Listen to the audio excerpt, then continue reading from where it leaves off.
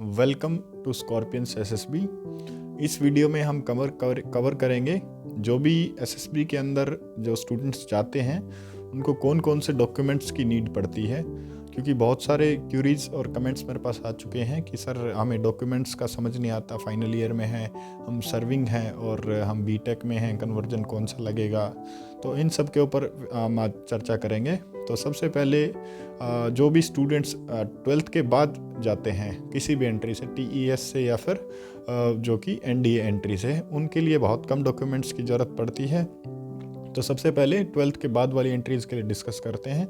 तो जो बच्चे 12th के बाद जाते हैं एनडीए या फिर टीईएस के लिए, उनको बेसिकली 3 डॉक्यूमेंट्स मेनली चाहिए होते हैं। सबसे पहले जो आप मेरे पीछे देख सकते हैं वो चाहिए होता है 10th सर्टिफिकेट। अब कई सारे बोर्ड्स में जैसे सीबीएसई में या फिर कई अदर बोर्ड्स में मार्कशीट और सर्टिफिकेट, पासिंग सर्टिफिकेट दोनों अलग होते हैं। So you have to produce both of them.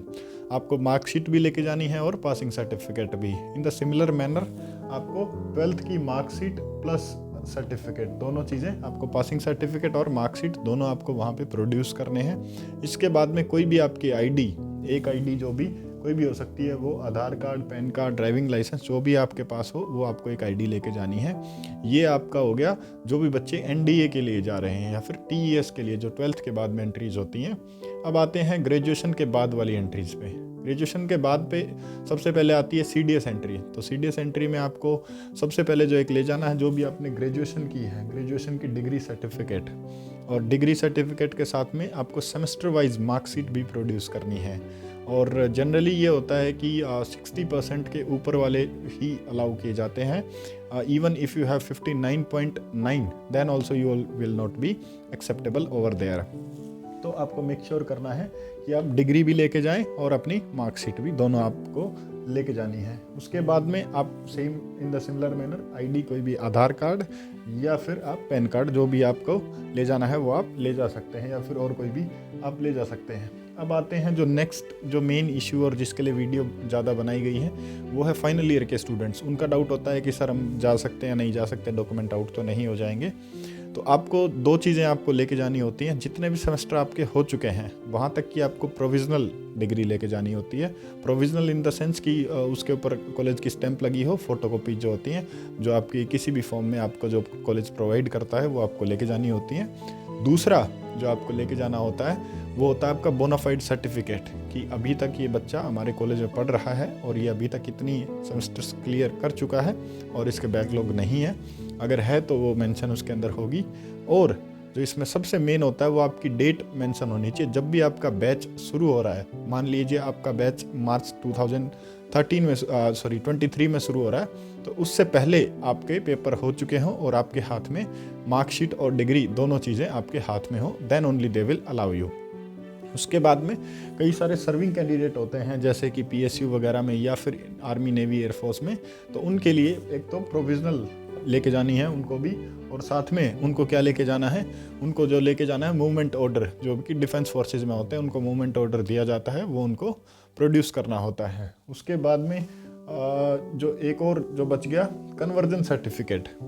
अब कई सारे कॉलेजेस में कन्वर्जन के अलग अलग तरीके होते हैं। कोई 10 से मल्टीप्लाई करता है, कोई 9 से करता है और कोई 9.5 से करता है। So in that case if you, अगर आपकी मार्कशीट के अंदर वो मेंशन नहीं है आपकी परसेंटेज और marks, so in that case you have to produce that conversion certificate also.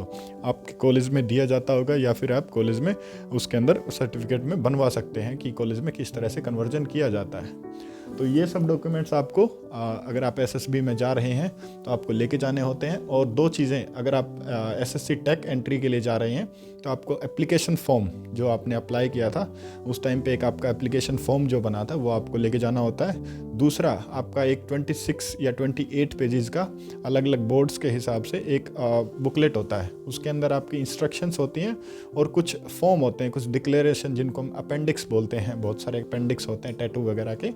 तो अगर वो सब आपको लेके जाना होता है। उसमें से शुरू की इंस्ट्रक्शंस तो काम की नहीं होती, but although if you want to take them you can, otherwise you can avoid them. But उसमें से कुछ अपेंडिक्स अलग अलग बोर्ड के हिसाब से वो भरवाते हैं। जैसे डिक्लेरेशन होता है आपका, या फिर पेरेंट्स वाला, अगर आप एनडीए के लिए जा रहे हैं तो वो सब चीज़ें फॉर्म आपको लेके जाने होते हैं, वो आपको ज़रूरत पड़ती है। और अगर आप CDS एंट्री से जा रहे हैं तो आपको CDS का जो आपने UPSC के थ्रू एग्ज़ाम दिया था उसका एडमिट कार्ड वो पूछते हैं। और अगर सिमिलर मैनर NDA से अगर आप जा रहे हैं तो आपका NDA का जो मार्कशीट दैट क्वेश्चन पेपर वो एडमिट कार्ड जो आपने उस टाइम पे दिया था वो आपको लेके जाना होता है। सो आई होप आपको सारे डाउट्स क्लियर हो गए होंगे। अगर आपको फर्दर कोई डाउट रहता है you can ask me in comment section, and if you like the video you can share and comment. Thank you.